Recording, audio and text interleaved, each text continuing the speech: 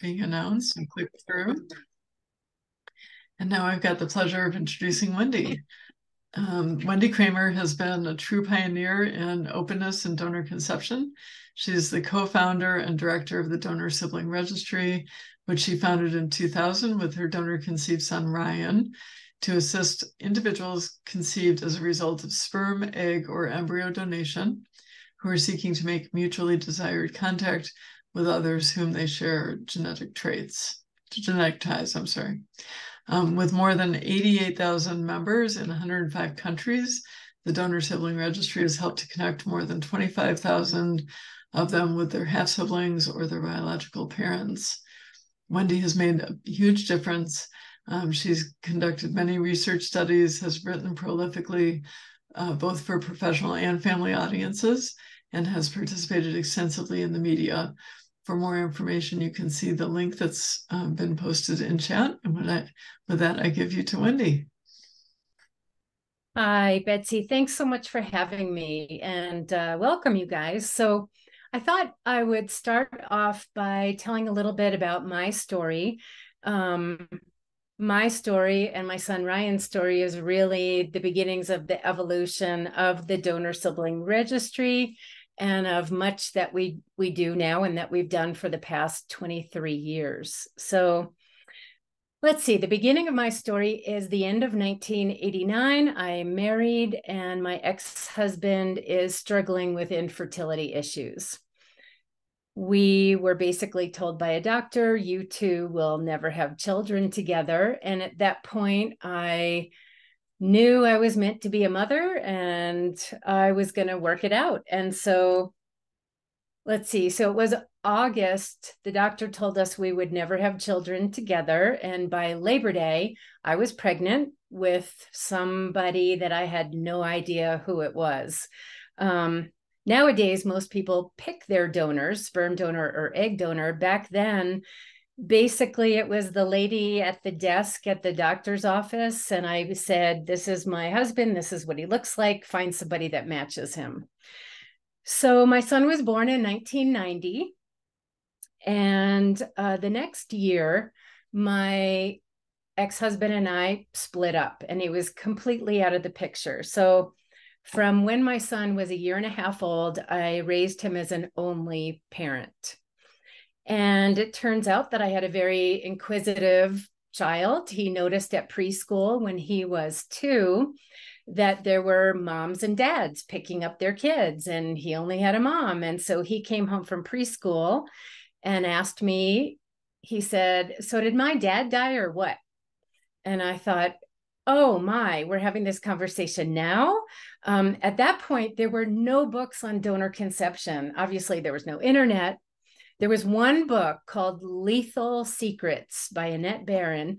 And in that book, it had talked about the importance of honesty and telling a child the truth, even though they said, well, by the time a child is 5, 6, or 7, they might start asking. And here I was with my 2-year-old. So we had that conversation, that very short 2-year-old conversation. It was about 40 seconds. I wanted to have a baby, and you have to have an egg from a mommy and a sperm from a daddy. I didn't have one, went to a doctor, that kind of a thing. It was a short conversation, but it was an important one because it was the cornerstone conversation that we built upon over the years. And as he would ask questions, and as I knew he could understand the situation in a more complex way. So as he grew up, he stayed a very inquisitive young man. And by the time he was 6 years old, he was looking at me saying, I want to know who my biological father is. And I remember thinking, oh my gosh, of course you do. What have I done? What do I do? I just was kind of in a panic. Calls to the local clinic and the sperm bank went nowhere. Basically, nobody would give us any information. So at that point, we really had to wait for social media to be invented. So we waited from approximately 1996 all the way to 2000. And in 2000, there came Yahoo groups, which, is like the first social media. So we started a little Yahoo group, September 4th, 2000. We just had our 23rd anniversary. And I wrote something like, I have an amazing 10-year-old child who would want to meet his half siblings or donor. And maybe this group will serve to help others who are looking for their own or their kids, half siblings or donors. And it was a little bit slow going at first because people didn't know that we existed. And it wasn't until 2002 we got some local and the national media coverage, and boom. It's like, until that happened, I think donor families didn't know that donor conceived people had the right to be curious, the right to search for, and the right to find and connect and define relationships with their unknown genetic relatives. So it was basically one of those build it and they will come kind of a things, where we built it and people just started coming, and we got so busy. We did a couple of Oprahs, but after the first one in 2003, we got so busy that I had to build a website. Manually matching people on Yahoo wasn't really working. And there were the beginnings of the donor sibling registry, and we started matching people, and half siblings began to find each other, and donors who didn't think they had any right to be curious and search for their children, they were able to come, and all these matches were happening, and it was wonderful and kind of magical, because we had thought at the beginning, maybe someday we'll match a brother and a sister. We didn't think that every day we'd be connecting people. But in this wonderful, magical new connecting that we were facilitating, we all began to educate each other, and we all began to learn a lot about the industry that was running the sperm and the egg donation. So many of us came to realize that the gamete sellers, or the sperm banks and the egg clinics, were not truthful with us. For example, many donors back then, most donors, if not all donors back then, were told that they would have no more than 10 kids total.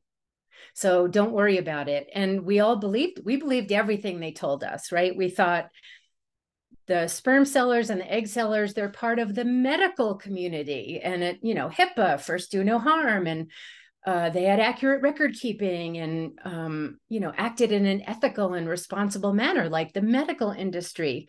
We didn't realize that they're really just, sperm sellers and egg sellers, and that they really didn't have a code of ethics, that their goal was profit, basically at any cost. So, for example, if you go on a sperm donor or a sperm bank's website, you'll see that they still claim limits, even though you can't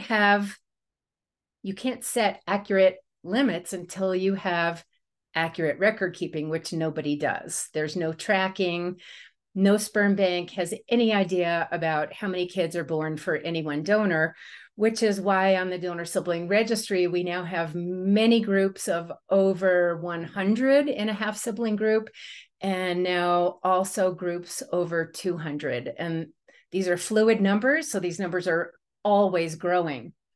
As a matter of fact, just yesterday, my son got 2 new half sisters. Yesterday morning, I woke up and there were 2 new half sisters. So my son's half sibling group is now at 27, which relatively speaking is kind of a smaller group. But what we all came to learn together was that sharing information with each other was crucial. Sharing information about disclosure was really crucial. A child's right to know the truth, and when the best time to tell was, which we all learned over time was, of course, pre-verbal, so it's just part of a child's story. We also learned about the importance of sharing and updating medical information. The donor sibling registry, some of these matches that we were facilitating between donors and kids and half-sibling families, they were sharing medical information that saved lives. The gamete sellers lied when they told us they did yearly medical updates with sperm and egg donors, which they don't do. So we all had one snapshot of one day in the life of a healthy young college student, or, you know, in the early 20s at the latest. So that's not really enough medical information. You need to have an ongoing medical information, because then we didn't know what happened to the donor, you know, the month later or a year later, or did his father have a heart attack? Did he get diabetes? Was he diagnosed with, you know, a fatal heart condition that there's pre-screening and preventative medicine for? So we came to understand that in addition to early disclosure, knowing about one's family medical history was crucial. And so that's another thing that these connections could facilitate, was the sharing and updating of this medical information. We know, just hitting back on disclosure for a minute, we know through now 23 years of doing what we do and many research studies that early disclosure is optimal, and that when donor conceived people find out later in life, usually through a DNA test, but, you know, through a relative, or they find a file in a drawer, or I'm sure this is true for in the adoption community too, there are plenty of ways to find out the truth. So yeah, we know that telling kids at a young age is optimal. My son, people would ask him, just given what we do, they would say, oh my gosh, what was it like when you found out you were donor conceived? And he'd respond by saying something like, I don't know, what was it like when you found out you had blonde hair? Basically saying, it's just a part of who I am. My name is Ryan Kramer. I ride mountain bikes. I'm a donor baby. I have blonde hair and I'm good at math. You know, so it was just in his story of who he was. There was no secrecy. So therefore no shame, because secrecy implies shame. So all these families that are having the burden of carrying the secret, they're also carrying the burden of some kind of shame in there as well. And I don't think it's fair for the parents to feel the shame and carry the burden of the secret. And I certainly don't think it's fair for the children to feel like there's anything shameful about any part of themselves, most certainly not the way that they were created. So let's see. So making these connections too is very multi-layered, right? So some people come to the donor sibling registry and they just want to share and update medical information, and that's fine. They can do that. It's very important. But most people come to the donor sibling registry because they're open to exploring relationships, exploring the concept of expanding family. You know, in my eyes, I've always looked at it like more people to love my child. What could be bad about that? I've not felt any fear about opening myself or my son's life to these donor relatives. And that's really, I think, paid off in a very positive way. We've been very open and very welcoming to each and every new donor relative that comes along. We make a safe landing pad for the new ones, you know, like yesterday's too, there was a welcoming committee. And I think that's really very common in donor families, is especially since DNA testing, there's a welcoming committee, and we want to make a soft landing pad for all of those who maybe didn't know, or maybe weren't ready to reach out or comfortable, or maybe they're dealing with a non-biological parent that they feel guilty about searching for donor relatives. So yeah, it can be very, very complicated with one's family. And then after you make your connections on the DSR, it's about kind of doing that dance with boundaries, finding out where someone else's boundary is, meeting them where they're at, not where you'd like them to be, and just being willing to be brave and explore the relationship and see what kind of possibilities are there. There's no, just because you're DNA related to somebody or share genetics doesn't mean you're going to like them or want to hang out with them. It's just like any other family. The people that you're most most compatible with, or share the same interests, or most like-minded with, those are the people that you're more likely to establish relationships with. But all the other people, even though you might not have an ongoing relationship, they're still your biological relatives. So I hear so many people say, well, DNA doesn't make a family. Well, sure it does. It's not the only way to make a family, but it definitely makes a family. So I don't think that these DNA relatives, donor relatives, just like in adoptive families, I don't think they should be ignored, negated, or dismissed. I think they need to be viewed as valid relatives.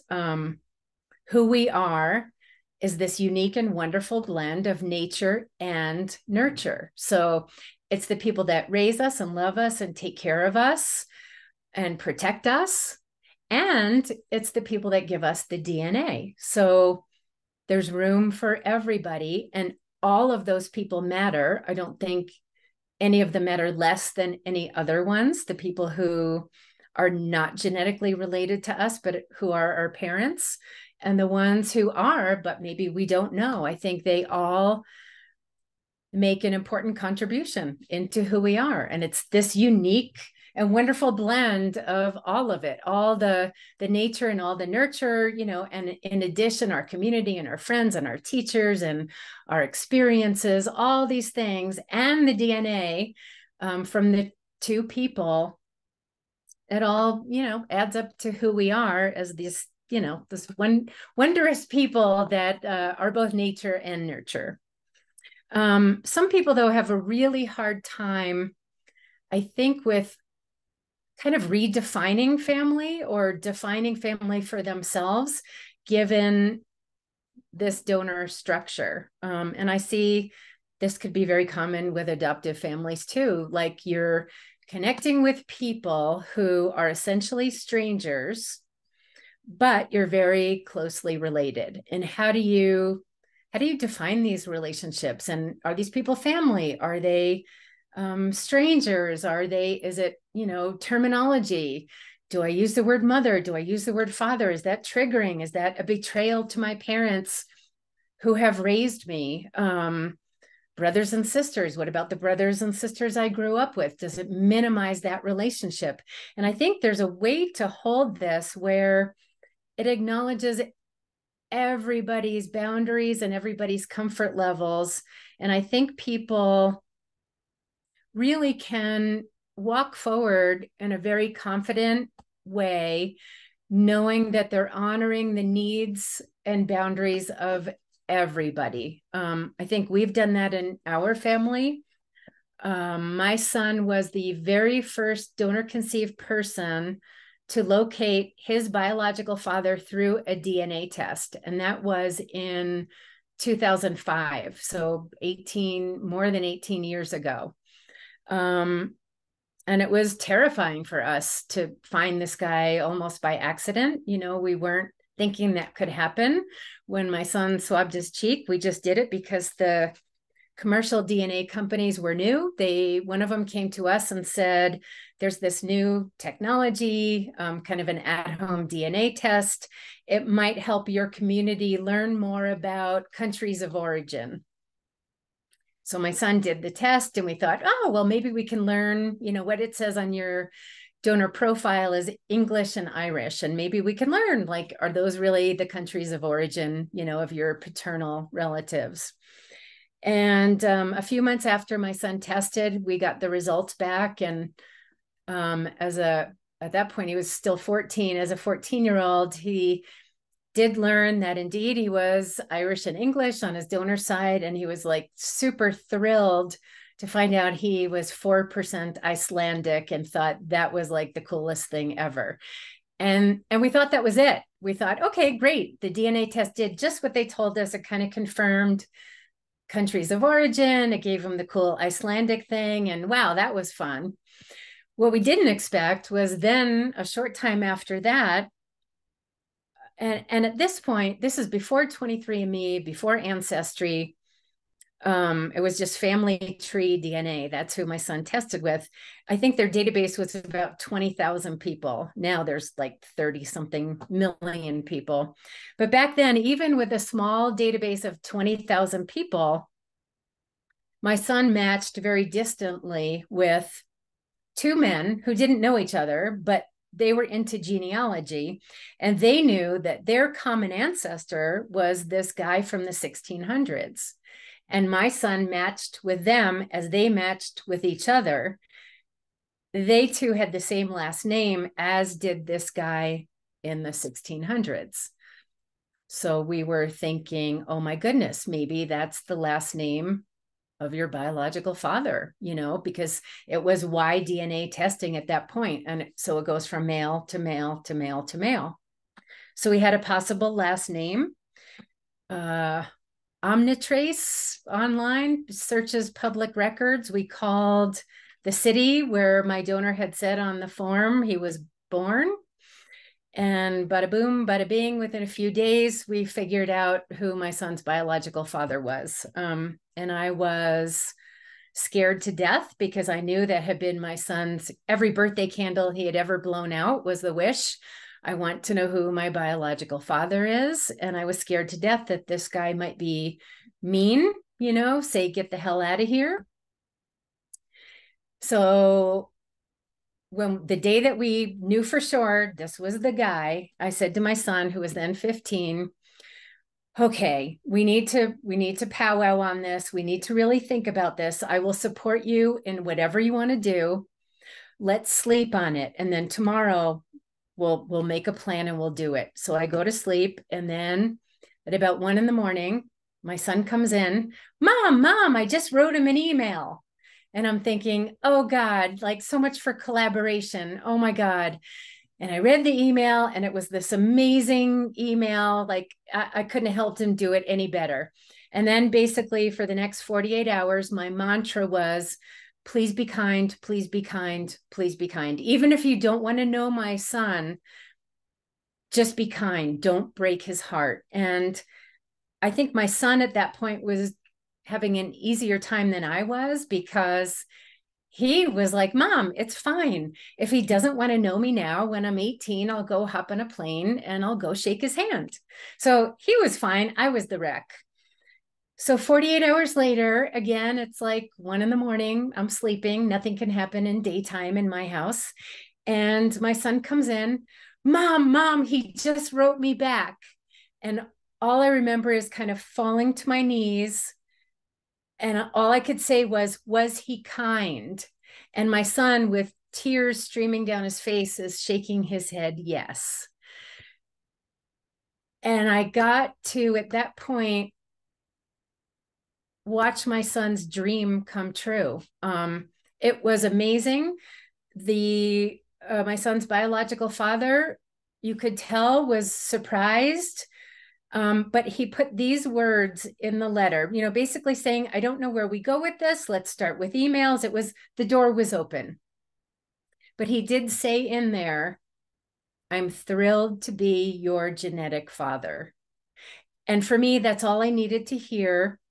That was validation for my son, because in my son's searching, it wasn't so much about, I need to know who this guy is. I mean, yes, he wanted to see the photo.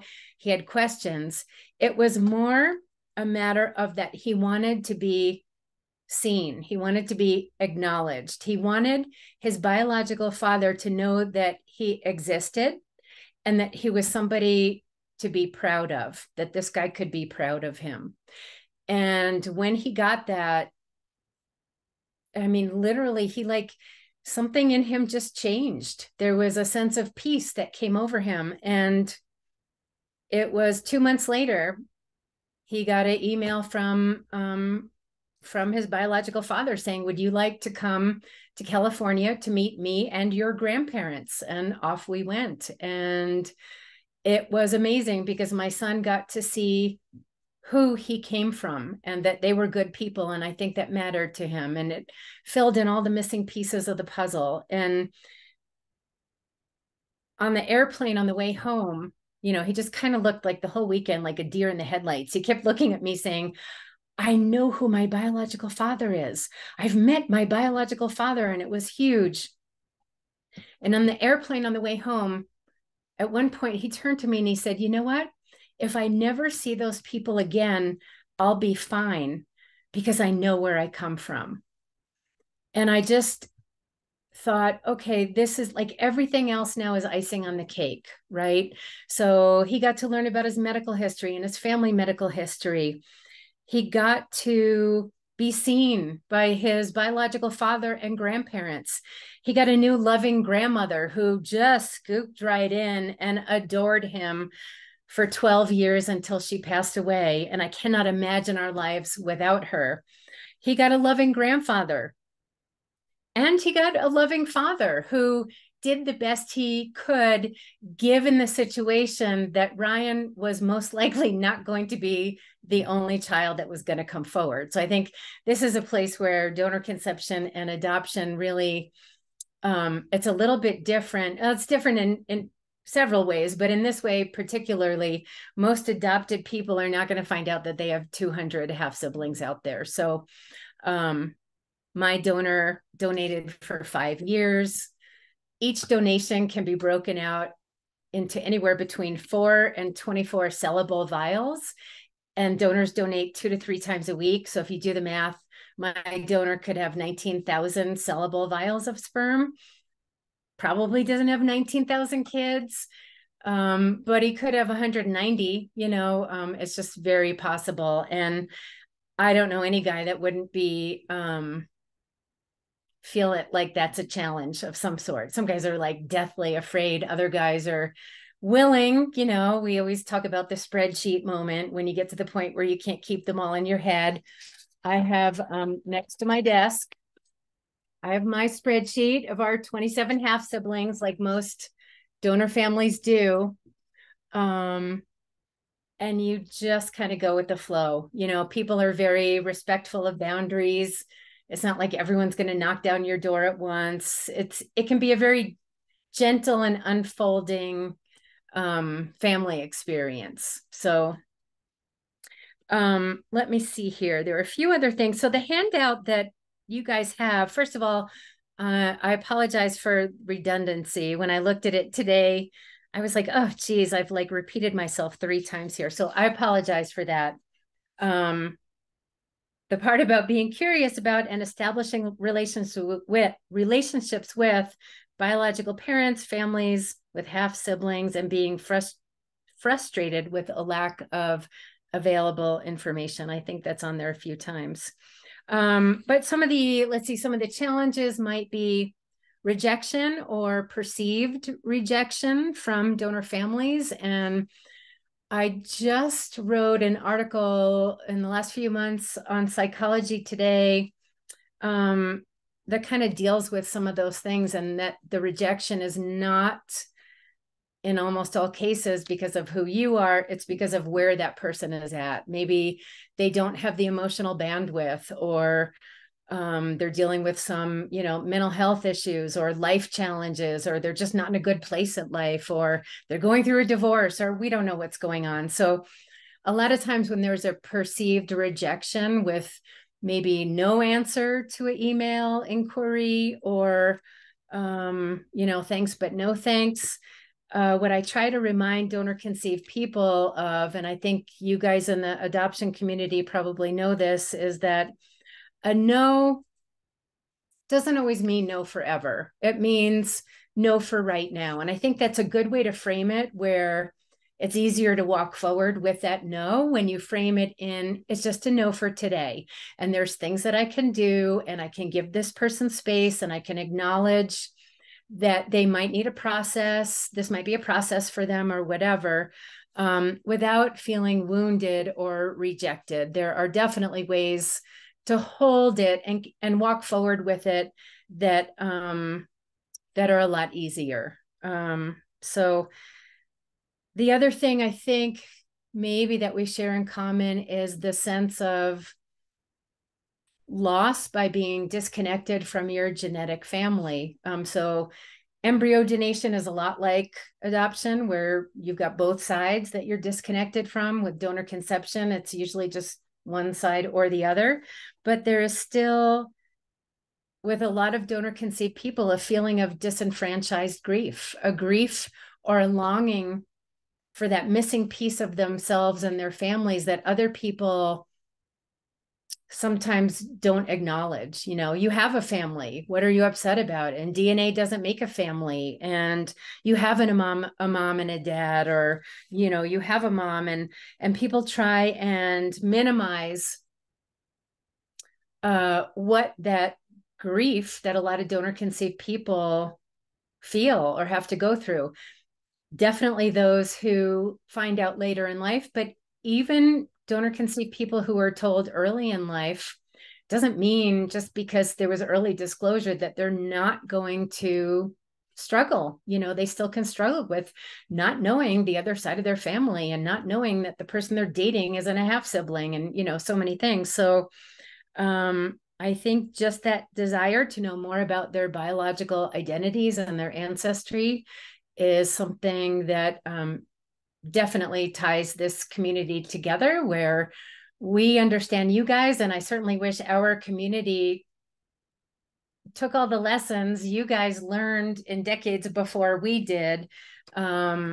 Unfortunately, it hasn't been that way. But personally, I have learned a ton from the adoption community, just about, you know, acknowledging people's curiosity and their right to know, and what does it mean to be cut off from your ancestry and your close relatives. And I get it. I mean, I'm not a donor conceived person, but I raised one, and I get it, and I honor everyone's struggle, no matter where they're at with any of this.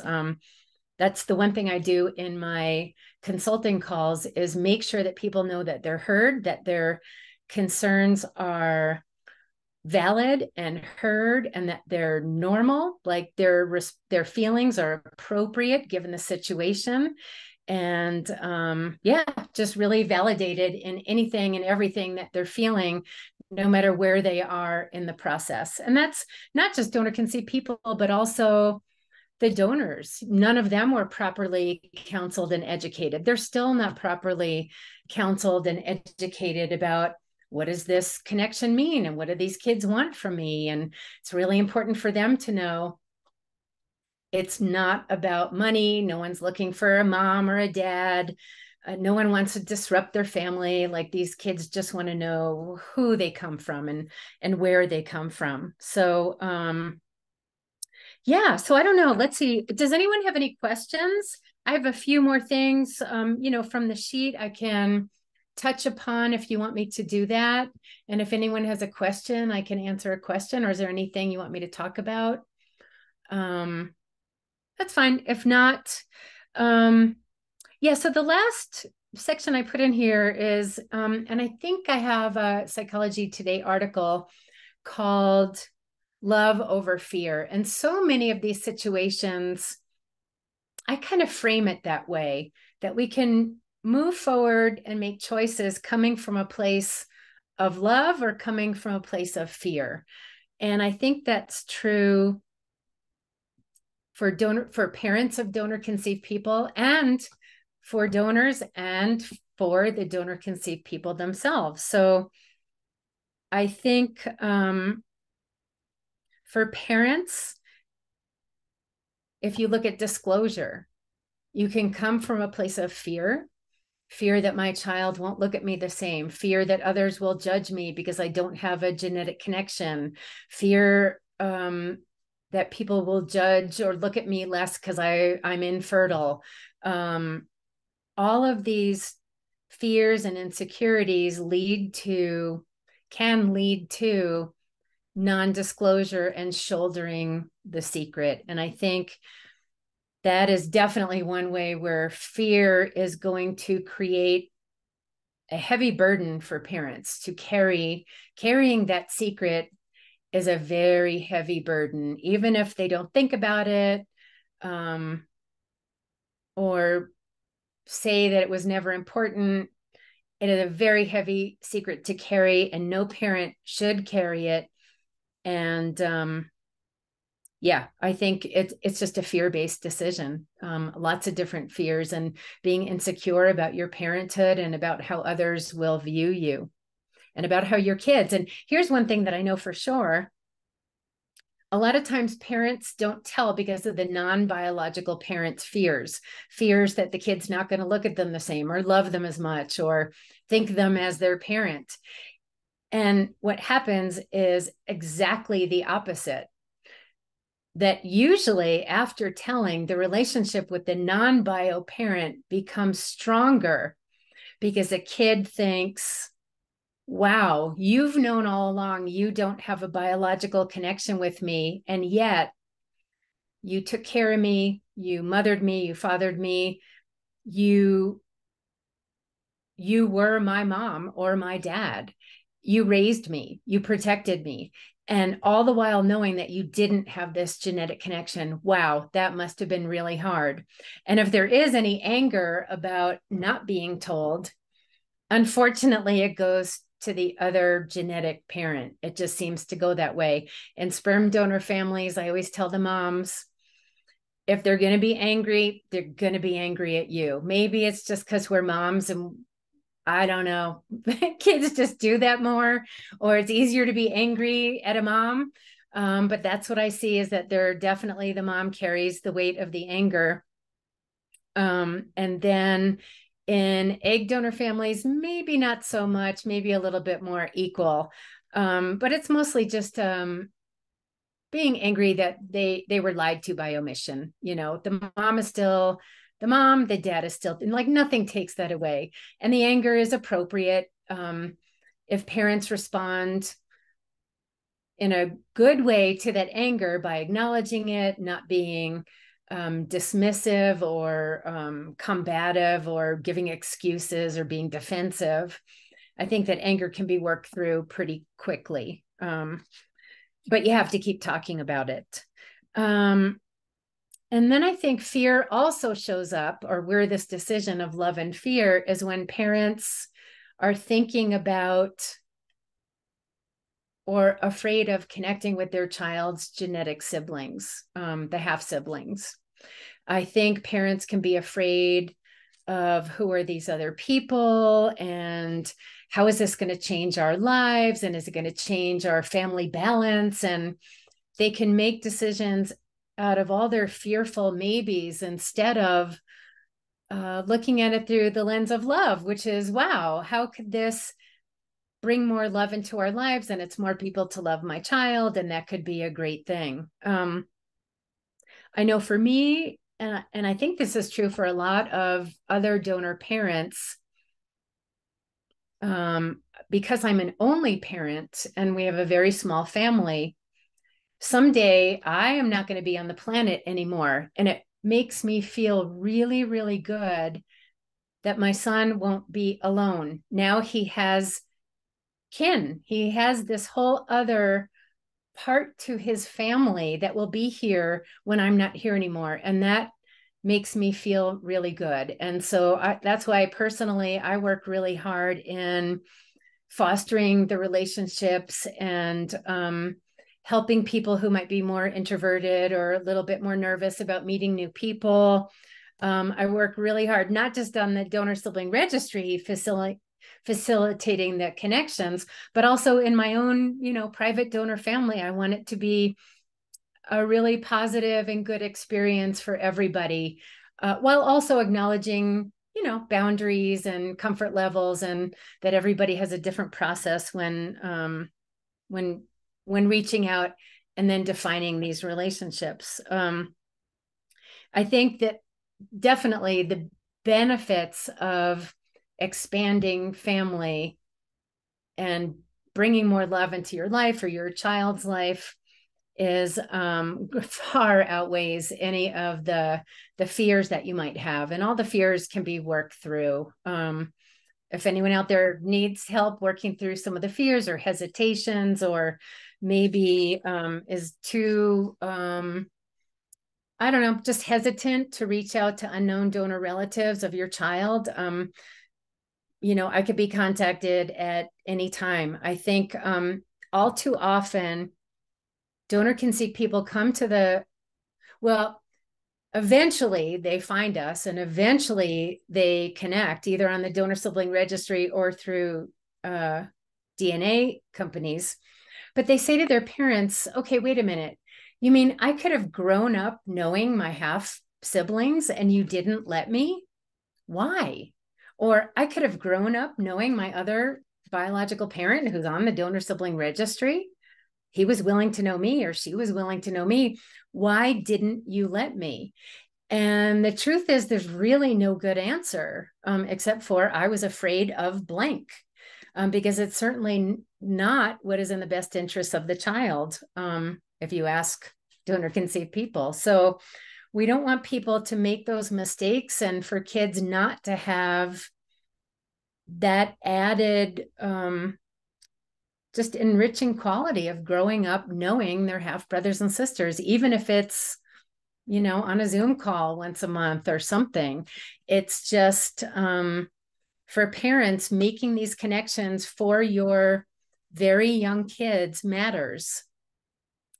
I also hear all too often, when my son or daughter is old enough to meet half siblings, and my comeback is, do you wait until your kids are old enough to meet their cousins? Like, no, they just meet their cousins. Do you wait, to introduce them to their aunts or uncles or grandparents, all which have the same genetic relationship, approximately, to half siblings? No, relatives are relatives, and we let our kids know them from the beginning. The crux of that problem, I think, is how do we define family? For people who don't look at the donor relatives as legitimate family, tend to shy away from these connections. So part of our education too is that redefining of family, that yes, DNA does make a family, not the only way to make a family, but it is a valid way to make a family, and DNA relatives matter, and they matter to donor conceived people. So there's just a lot to unpack there, but I think the crux of it is a good thing to look at and ask yourself is, how do I define family? Is it only the people, that are not my donor relatives? Like, do I include donor relatives? At what point do I include them? How well do I have to know them? Do I have to meet them? I think it's really good to ask yourself how you define family and how that definition might change as you connect with new unknown genetic relatives, and give yourself the luxury of having your definition of family change. I think that's really important. 20 years ago, never would have imagined that I would consider my son, at that point it was the donor, I bought his sperm, the guy's sperm I bought. I would never imagine, or maybe 25 or 30 years ago, I would never imagine that I would consider that guy family and care about him and care about his parents and care about 26 of my son's half siblings, because there is a connection. And I don't know, even if I haven't met them, just because they're genetically related to my son, there's this inherent care that I have for them. And I don't even know why. Not everybody feels it, but I think it's a good thing to allow yourself maybe to allow that, right? It's more people for you to love too. And that, I don't think that can ever be a bad thing.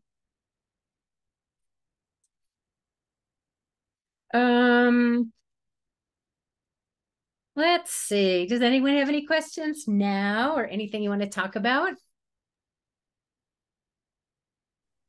Well, Wendy, I'll just say I love your work. everything that you said, if we, it parallels the adoption community completely. So if, you just substitute the words of who you're talking about, it all applies and resonates. And, your path as a founder in your field is, mirrors my path in so many ways. Talking about all the different things that you did.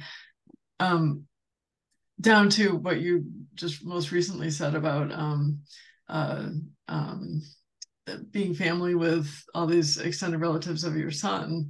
I was very fortunate. My birth parents and adoptive parents and extended family on both sides met each other and considered each other family for the rest of their lives. And that was not everybody gets that, not everybody wants that, but for me it was a beautiful moment and something that really made me whole in a way I didn't even know was missing until it started to happen. But you talked about Annette Barron, and she was instrumental through the adoption triangle and my starting. So it's Oh, funny that's how so funny. Yeah, like that can just get basically you some of this. back in the late 80s, that was it. Lethal Secrets was the Yeah. only book, and I bought it. I think I read it when I was pregnant, which was great because, I mean, they didn't know anything back then, right? But what she did know was the most important thing, which was to be honest with your child. And that sat with me. I don't know. It's so funny because I was married at the time. I conceived and had my son, and until he was a year and a half old, people ask me now, well, if you would have stayed married to your husband, would you still have told Ryan when he was, 2?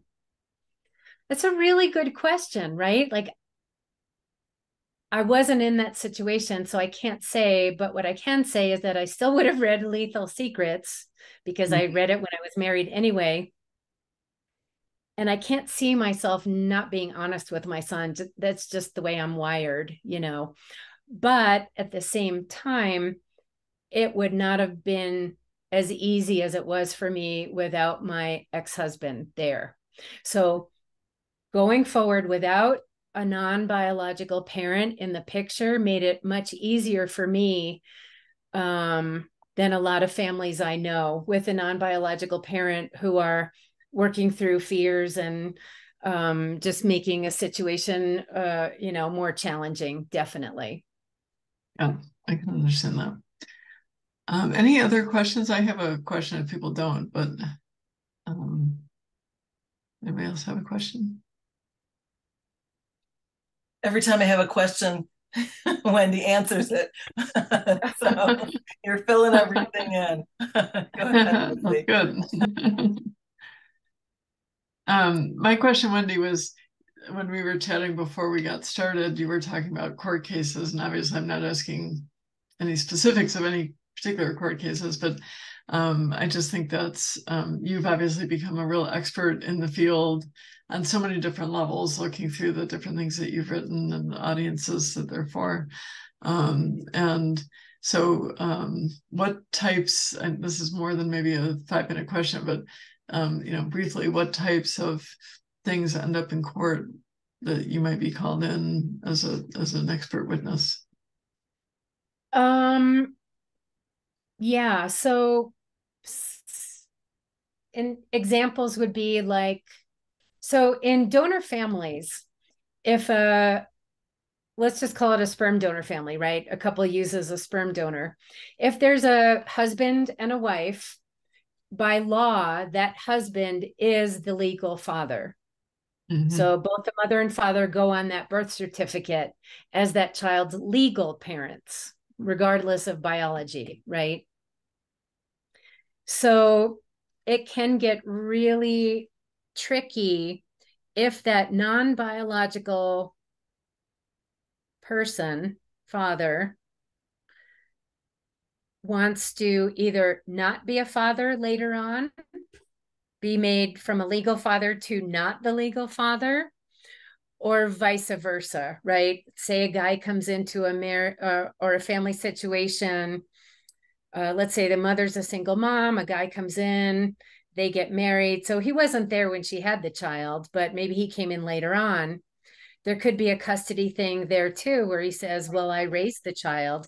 It's all about looking at the difference between a legal parent and a biological parent. And I know, like, I used to write for Huffington Post, and I think it was my first article I wrote, partnered with an adopted person, and it was about birth certificates and how they're just not, you guys know this, they're not adequate, right? And there are no easy answers, because like in a donor person's world, they don't even know who it is to put on the birth certificate, right? And so yeah, there can be some legal things with legal parentage in the donor world that can make things messy. Now, I do have to add this though.